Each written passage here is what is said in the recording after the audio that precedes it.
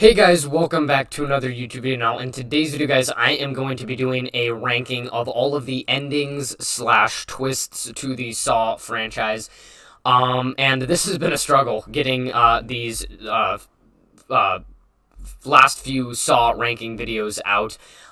Besides this one, I am planning on also doing one related to the traps. I'm not sure the format that I'm going to do it in yet, whether it's going to be ranking by movie or just a top 10 in general. I'm not exactly sure, but that's what I have next up on my list, and there might be a few more, so stay tuned for that. But after that, this month is kind of going to be overshadowed by the Taylor Swift movie, so there's not going to be a lot of horror movies coming out, so not really as many reviews as you would expect, not until the ending of the month at least. I am planning on seeing The Exorcist, so that could be one. But yeah, let me know of any horror content that I can release for you guys this month. That way I can, keep the channel active this month, especially with my channel being Ars Horror and all that kind of stuff. But other than that, I think that's all the announcements that I need to make. Before I, start off with my number 10 spot, I want to kind of talk about the criteria and whatnot, with how I place these movies on the list. First of all, I put endings slash twists to this title because I don't think all of the endings to the Saw movies can be classified as twists necessarily. I know that the Saw franchise is particularly known for its twist endings, but I think a majority of them are really just dramatic endings and whatnot, and only a handful of them really can be considered full-on twists. So that's why I put in that title. And the criteria that kind of goes into it, obviously the predictability. Was it very easy to figure out? Was it, very hard to figure out? Also, how surprising was it? How shocking was it? That kind of stuff. Was it a bad ending in a way where it's, kind of frustrates you and, was kind of just a bad decision overall, to end the movie or whatnot. I think there can be good endings that are frustrating and make you want to stick around for the next movie. I do like those kind of ones, but there's also ones that are satisfying as well. So there's a lot of different criteria that go into it. I would say the perfect ending is one that is not predictable, but also not so unpredictable that it feels like it was just thrown in there last minute. It has to have, there has to be a reasonable amount of information given to you to be able to figure out the twist if you were focusing hard enough on, on the movie and who was the jigsaw or what is the big twist going to be, and not just a random twist that's just thrown in there without any context and there was no information. There was no way that you could figure it out, basically. I do want one that is kind of subtly sneaked in there where when they do the flashback and they show all the things that they showed you, it kind of makes sense. Like, hey, if you were paying attention, good job. You would have been able to figure that out, and if you did, good on you. So that's kind of my criteria that goes into it. I'm really trying not to get my mic to have any audio issues, so I really, really do apologize if any audio issues pop up during this video, because I know it is very, very annoying, and I've been struggling with that. So I'm trying to keep my voice at the same tone throughout this whole video, so I apologize if it sounds kind of monotone, but I don't want the audio to do any crazy business with me, so that's why I'm kind of talking a little bit differently in this video. So coming in at number 10, let's get started with the ranking, is going to be Jigsaw, which was also at the bottom of my regular ranking for all of the movies, and I think both of them go at the bottom mainly just because of the ending itself. Really dragged this movie down for me. It's just the same old, same ending that they've done multiple times, where they announce a secret apprentice that John Kramer has had. And it's even worse in this movie because, well, number one, I'm not a big fan of Logan Nelson's character in general, but number two, they put him as being this OG apprentice who was here before all of them, before Amanda, before Gordon, before Hoffman, and actually helped create the reverse bear trap. He's the OG apprentice who is behind this all. But it's a guy who is barely involved in the franchise. He was obviously involved before the first Saw movie, we know that, but he was not there for the most significant portion of the franchise, so it just kind of makes you a little bit angry. Like, at least with Dr. Gordon, who, I'll talk about later with the Saw 3D ending, was involved in some of the past sequels as revealed. But like it's like then you got this guy like 10 years later after the saw the final chapter, and and he's the OG apprentice, but is not involved in like any of the major sequels to the movie or anything like that. I don't know. I'm just not a big fan of that, and it's like I said, they've already done this twist ending multiple times leading up to this movie already, and it just it's a very, very generic ending. I think this may be the only one that I genuinely do not like on this list. I think all of the others are okay. I'm okay with it. I do have some issues with it, but this one I genuinely think that they should have gone in a different direction, and that this was not the correct move by the script writers or whatever, because they have not, since this movie has came out, they've never continued on this character. I don't know if they have any plans to, and so it's just going to be left in an awkward position if, like, this guy, almost 10 years after, or, like, many years after all the major events that happened earlier on in the franchise is now left as being the Jigsaw, but it's like, I don't know. I'm just not a big fan of this ending. I'm not going to go any further before I start rambling on too much, so that's it.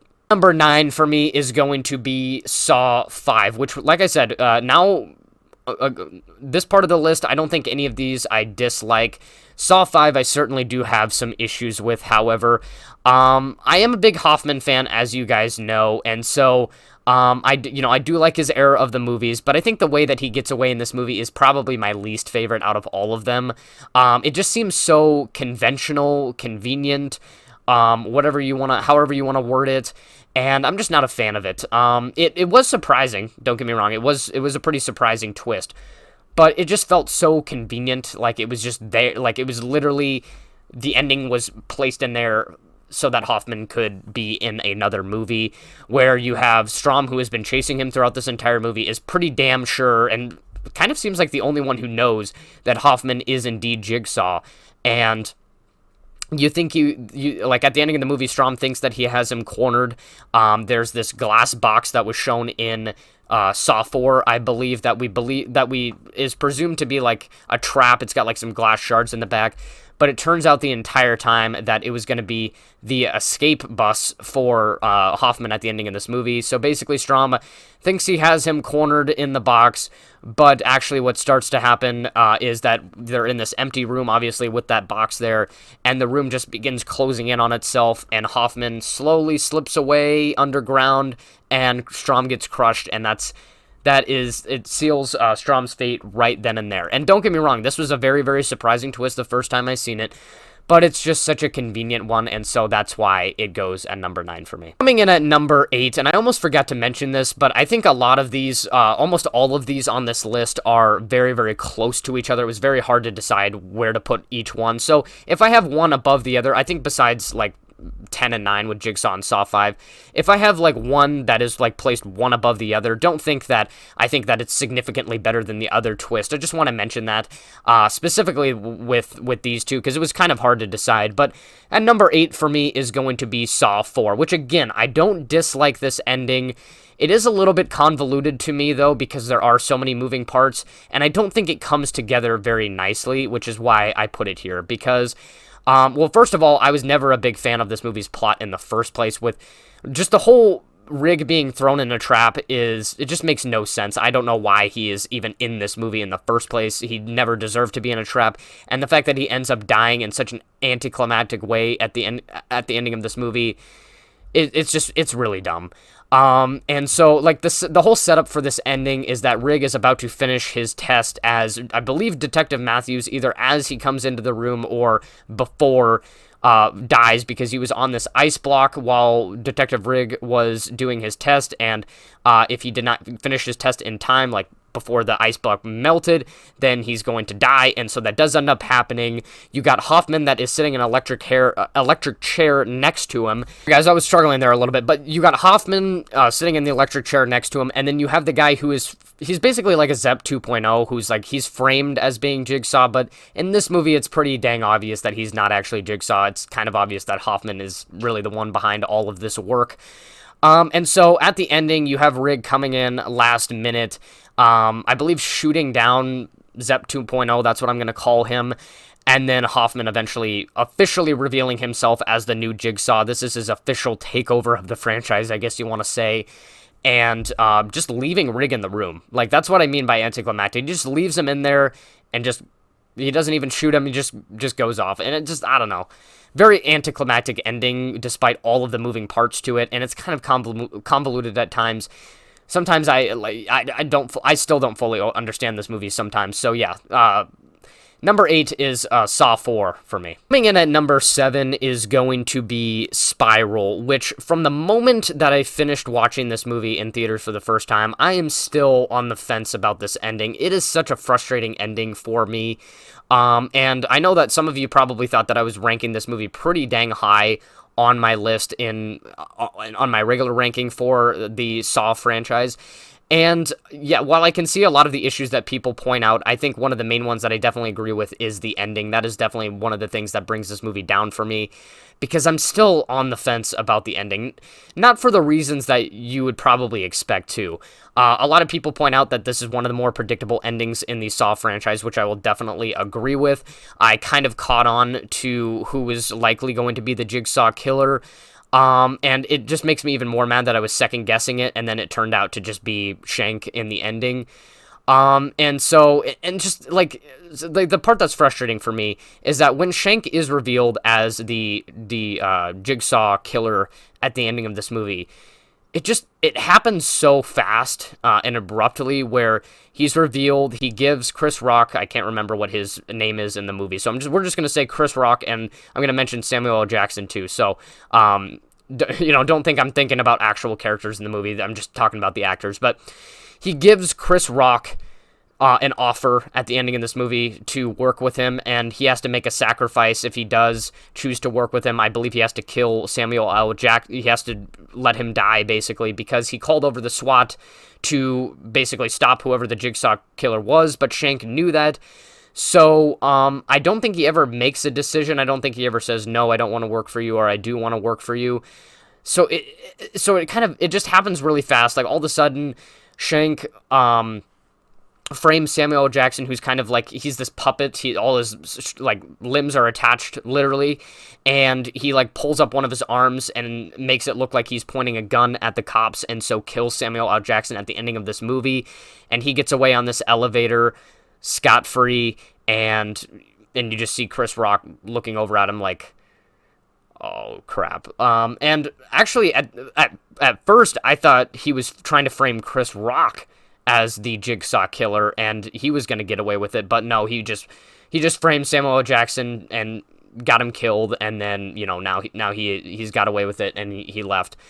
And so yeah, this is a frustrating ending for me. I'm definitely on the fence about it, and I think the one, like, the big redeeming quality is that it does open up a lot of opportunity for the Saw franchise. If they want to continue off of this spin-off portion of the Saw franchise, there is a lot of opportunity to it, and I would definitely be very excited for it. I think I'm actually more excited for this side of the Saw story than I am for what they're doing with Saw X. Not to put any shade on Saw X or anything like that. It was a really great movie, obviously. But it opens up a lot of opportunities, so I am excited, because if we get more of Chris Rock and Shank going after each other, like a part 2, round 2, whatever you want to call it, I would really like to see that. But I'm still on the fence about this ending, and I mean, overall, even if I didn't have all those frustrations that I do have, it was a very predictable ending, so it goes at number 7 for me. And at number 6 is going to be Saw 6. Saw 6 has kind of like 2 parts to its ending, one that I do like and one that I don't really like very much. The first part is when they reveal that the 2 people that have been in the hydrofluoric acid trap the entire time aren't actually family members of the president of this corrupt insurance company. They're actually victims of his corrupt insurance company. And so, while initially we thought that, well, why would they click the lever to kill themselves? Because it's like this live or die switch, and they think it's for themselves. But actually, it's going to be for him at the ending of his test, and they do decide to kill him, and it's just a very, very satisfying moment in the movie. And so, I think that's the redeeming quality for this ending. But the issue I do have is kind of the part 2 of this ending, where Jill is obviously in this movie, and she receives a box, I believe, in one of the earlier sequels, I believe Saw 5 or Saw 4, whichever one. And we don't get to see what's in it, but it is revealed in this movie that is actually a newer model of the reverse bear trap that Kramer is allowing her to use if Hoffman does go rogue and does not play by the rules, which he is assuming is going to happen. And so she does trap Hoffman, take him out and put him in the reverse bear trap, but he manages to put the reverse bear trap between these two metal bars and rip his cheek out, and so he stitches it back together, and he gets away for arguably the fourth time in the franchise, because in Saw 3, he set Amanda up, and he came out on top after that ending. We'll talk about that later. In Saw 4, obviously, gets out of the electric chair and is officially revealed as the new Jigsaw. Saw 5, he gets away from Strom, and in Saw 6, gets away from Jill. So, it's like the fourth time that they've done this, so as big of a fan as I am of Hoffman, it's like, really? Come on. Yeah, I mean, I mean, on one hand, do I want to see do I want to see Hoffman get taken out by Jill by a reverse bear trap? No, I think Hoffman's better than that, so, I don't know. It is an issue, that I have with this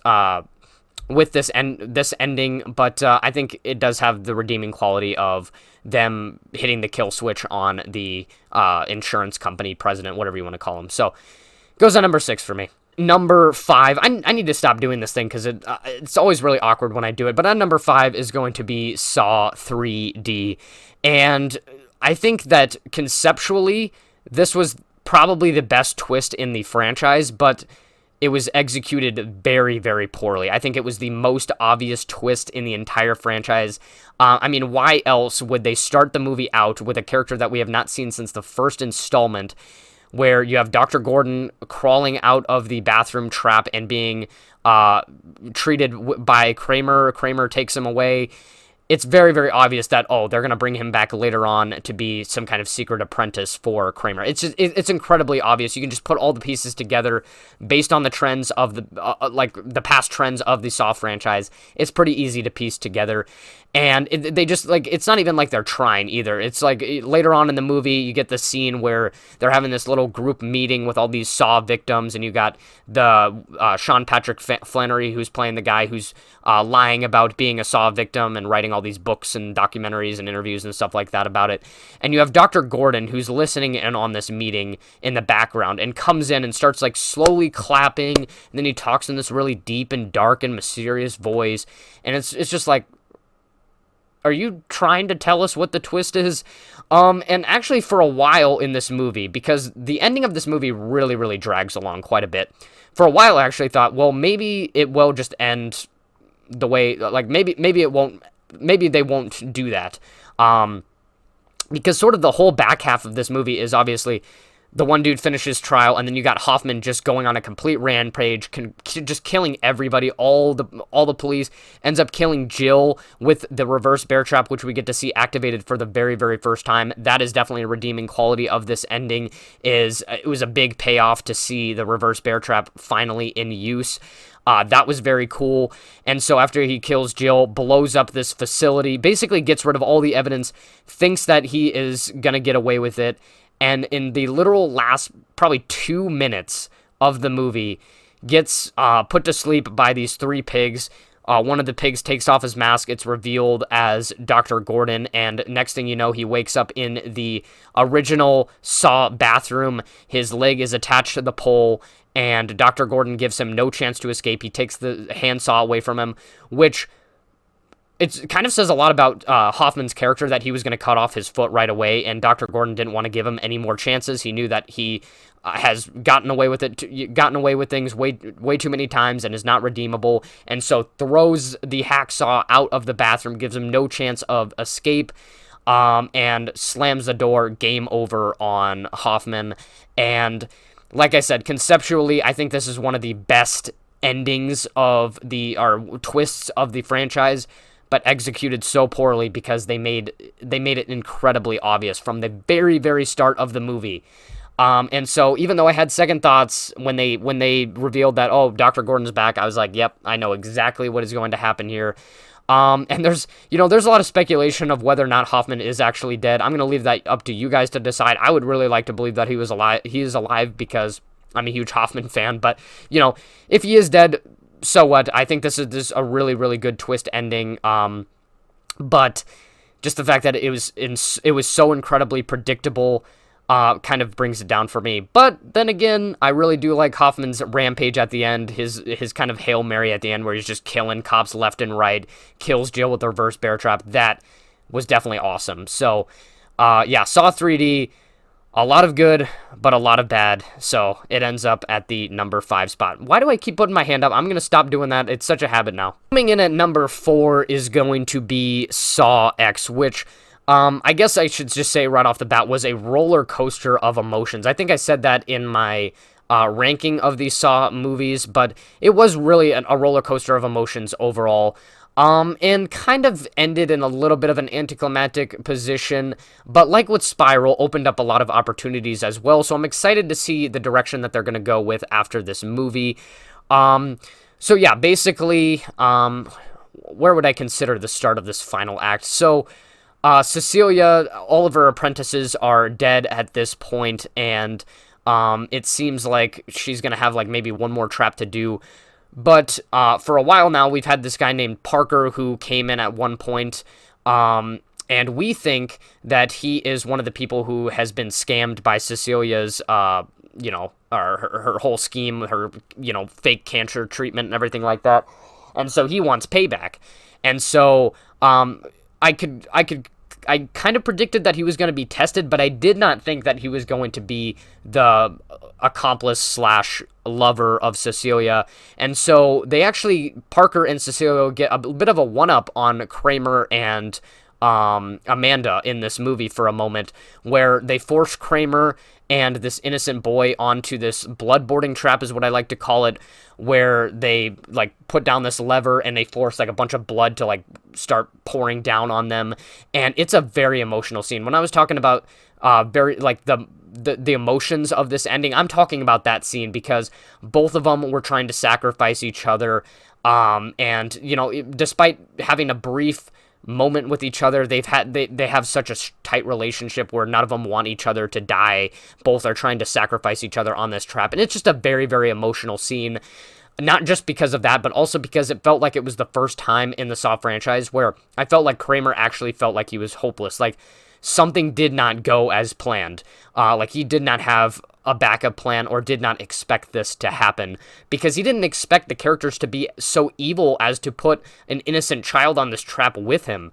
And so I think that just says a lot about how evil the character of Cecilia is in this movie. And so after that, Cecilia and Parker walk off. They think they're going to get away with this, but John Kramer is always one step ahead, and it turns out that he did plan, just in case, that the control room that they were in, where they were watching over the traps, in case they did escape, is a backup trap, basically. So when they went in there, the doors shut, the windows shut, they got a 10-minute timer, and one of them has to kill each other to survive. There's like this gas that's emitting, or that's starting to spread throughout the room, and there's only one air hole that they can use, and so Cecilia ends up killing Parker and coming out on top. Which, it's not the fact that Cecilia survived so much. I do really hate her character, and I did want to see her die, but the fact that she got away so scot-free, like without really having to do any self-inflicted pain or anything like that, just having to kill a guy that she probably didn't even really care about anyway. So a little bit anticlimactic at the end there, but like I said, this ending does open up a lot of opportunities, and I really like the kind of irony of the ending where you get a little bit of a brief flashback from not even that long ago. It's just like a couple minutes ago where the Parker guy comes in and he's like, I'd die for you, baby. And then ends up getting killed by Cecilia because she never gave a crap about him. She was just using all these characters and accomplices in this movie. And so I really hope that we do see more of her character, because this would just be a really cheap way to end it. So there's a lot of opportunity here. It was definitely a really dramatic ending. Do have a few issues with it, though, so it lands at number 4. And at number 3 is going to be Saw 3, a very chaotic ending, I think is the best way to describe it, but I think it's one of, like, me recognizing how great this ending is kind of what made me groan on this movie more, because you guys know that, on my very first Saw ranking a couple years back, that I had this movie pretty low down on the list. But I've grown on this movie more, and I think the ending is one of those reasons, because it's such a chaotic ending. There's so many different moving parts. You got Jeff who's finishing up his trial. You have his wife, who he doesn't know that he doesn't know that his wife is being tested at the moment, but she is helping with the surgical procedure on Kramer. Kramer's about to die. He's basically lying on his deathbed. You got Amanda who's being tested, and then you have Hoffman in the background, who we learn later set up Amanda to fail her test, and so he's kind of the mastermind behind the huge collapse that ends at this movie, where Jeff ends up dying, his wife ends up dying, Amanda ends up dying, and then Kramer ends up dying, leaving Hoffman the only man left to basically be the one to take over Jigsaw's legacy. And it's not really officially announced in this movie, but it's kind of what happens at the ending of this movie, basically. So, a very chaotic ending. I really do like the chaos of it, and I think it was just a really good way to fire off the new era of the franchise without Kramer. Coming in at number 2, and I'll tell you, like I said, some of these placements are very, very close. These ones are definitely extremely close, because I think each one has something that is, that has a leg up over the other. So, like I said, don't think that I think one is significantly better than the other. I think each of them have their own advantages. But this is just what I think. I'm sure most of you have these two at your top 2. So at number 2 is going to be the original Saw. I think the main advantage that this ending has over Saw 2, which by process of elimination, obviously you could figure out, is that it was probably the most shocking of the entire Saw franchise. I think that, I guarantee you there's probably not a single person who, watching the Saw franchise for the very first time, watching the first Saw movie for the very first time, not knowing that the Saw franchise is known for its twists, would be able to figure out the twist to this movie, where you're led to believe that the entire time Zepp is the Jigsaw throughout this movie, which I guess the only way that you would probably be able to figure it out is that they were making it like this was supposed to play out as a mystery movie, but they also revealed who the killer was very early on. So maybe the secret killer has not been revealed yet. Maybe we're being lied to. That might be the only indication that you really have in this movie. But otherwise, very, very shocking twist, obviously, where you have Dr. Gordon, after all this conversation with Adam, between the both of them, really, you're trying to figure out a way out of here without having to do the obvious, which is just cutting your leg off and just getting the hell out of there. Gordon's just like, you know what, that's the only way out. I better, I'm just going to do it, and just goes for it. Just does it all in one, no breaks whatsoever. And so he escapes, passes his test, I guess you can say. And then Zepp, who we presume to be the Jigsaw in this movie, comes in, is about to kill Adam, and Adam's like, what the hell? No, you're not killing me. And so does not go down without a fight, just kills Zepp. And then, you got Kramer awakening up and revealed as the true Jigsaw, and then Adam, the surprised look on his face where he thought he was going to survive, and then last minute the dead body in the room this entire time turned out to be the actual Jigsaw. And for the very first time, we see him walk out, slam the door, game over. Really, really awesome scene. And I think that the first Saw movie is definitely probably overpraised because of its ending. And I don't think that's why people should praise this movie so much. Like I said in my regular movie ranking, I don't think that Saw is a classic or whatever, and I don't think that it's really great just because of its twist ending. Don't get me wrong, this was a very good twist ending, but I think that this movie is a little bit overpraised for that reason, but I really did like this ending, don't get me wrong, so it goes at number 2. Coming in at number 1 is going to be Saw 2, which I don't think was as shocking as the first Saw's twist, but was still really, really great. It's kind of, like with Saw 6 and a few other ones that I mentioned, kind of has two parts to it, where that come together very, very nicely as well. That's the great thing about it. Where in Saw 2, you're kind of like unsure on where this franchise is going to be heading after this movie, because you think, well, why doesn't Detective Matthews just kill Jigsaw right now? Like, what's going to make the difference? He's the only guy left, or he's the only guy who's running the show. He's the only guy with this sick morale, and so it's like, well, if we just kill the guy, wouldn't it eliminate our problems? And so that's probably what most people are thinking. But then it turns out that his legacy will carry on after he does pass away, and that he actually does have a secret apprentice, and that the entire time Amanda was actually in the house trap and trying to keep Detective Matthews' son safe the entire time, and is the first revealed secret apprentice of Jigsaw. And like I said, just comes together really, really nicely, because as that is revealed, it is also revealed that obviously Detective Matthews is having this conversation with John Kramer while the live feed, like these live footage of the trap is going on, and it is revealed that it's actually all just pre-recorded footage, and that if he would have stuck to having this conversation with him and not freaking out and not having him take him to the Gideon meat plant, that his son the safe would have literally just opened, and his son would literally be right there, right next to him. And it's just a really, really great way to close this movie, where you got him thinking that he has Kramer in a chokehold, but ends up getting trapped. Amanda puts him to sleep, and she. I really like how they did that. Where in the first movie you got Kramer, and then Amanda does the game over in this movie, kind of signifying that now she has taken over as Jigsaw. It's just a really, really great side-by-side thing. And so, yeah, I really like how this ending comes together. Obviously, Detective Matthews does survive to come back in Saw 4, but still doesn't really change the fact that this was like a really, really shocking ending.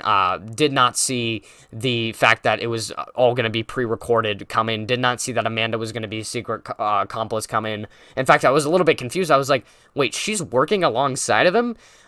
So yeah, very, very great twist, and I think that's pretty much going to sum up the ranking I got for you guys. Make sure you stay tuned for the future Saw rankings. Like I said, my next one's going to be trap related. Not sure the format that I'm going to be doing it in, but when the time comes, you'll know. And let me know if there's any other Saw rankings you want me to do. I'll think about doing some more even after that. And also let me know of just any horror content in general. Let me know of any suggestions for that. And that will be it.